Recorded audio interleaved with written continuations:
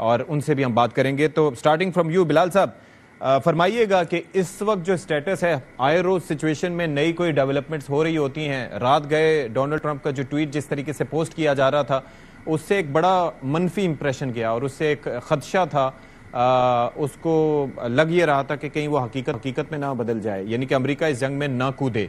آپ کی اسیسمنٹ کیا تھی when you saw that tweet؟ جی بسم اللہ الرحمن الرحیم.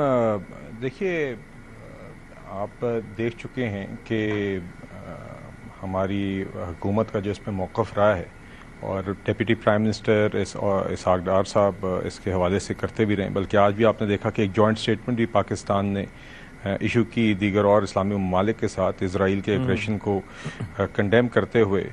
تو اور دیکھیے تو ہم نے تو وہی کہا کہ آپ ایک کیٹیگورک ریجیکشن کی, کنڈمنیشن کی اسرائیل کے حملے کی, ایک ان پرووکڈ ایگریشن تھا ایران کے خلاف, اور ایران کی ایک رائٹ ٹو سیلف ڈیفینس ہے under article 51 of the UN charter. تو دیکھیے بالکل اس حوالے سے تو ہمارا موقف کلیئر ہے, اور بھی جو باتیں پھیلائی گئی ہیں اس حوالے سے اس کو میرے خیال سے ڈار صاحب نے بڑے واضح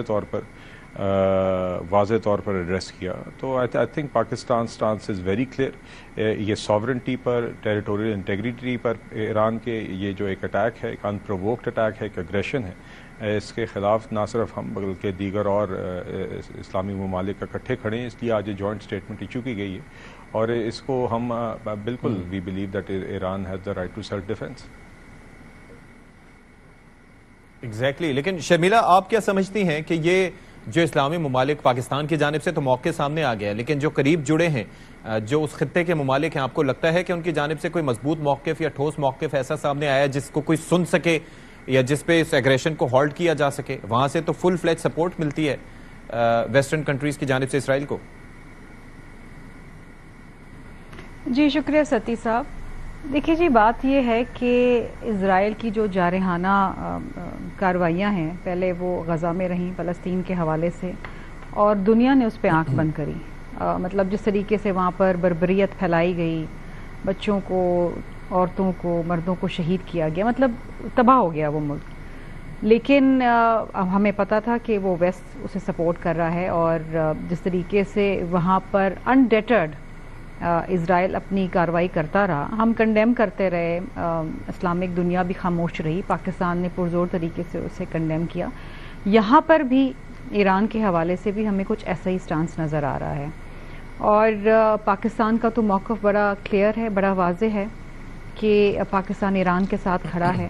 دیکھیے اس وقت جو سچویشن ہے نا وہ یہ ہے کہ Pakistan is in a triangle. ایک طرف آپ کا انڈیا ہے جس کے ساتھ اب ابھی جنگ, نیوکلیر جنگ ہوتے ہوتے بچی ہے, دوسری طرف افغانستان ہے, اور اس طرف آپ کا ایران ہے. So Pakistan is in a triangle. It's a very strategically بہت امپورٹنٹ پوزیشن ہے, اور بہت ہی پریکیریس پوزیشن ہے.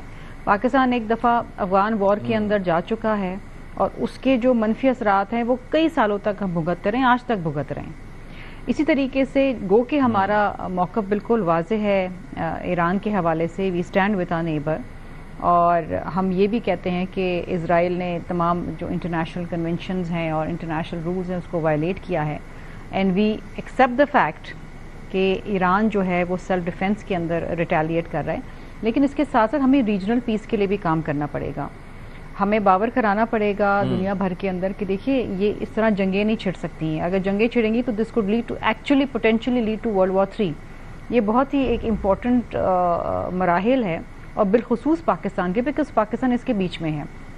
جو بھی ہمارا آگے کا لائے عمل ہو وہ ہمیں بہت سوچ سمجھ کے, بہت ہی ریسٹرینٹ کے ساتھ ہمیں آگے چلنا پڑے گا.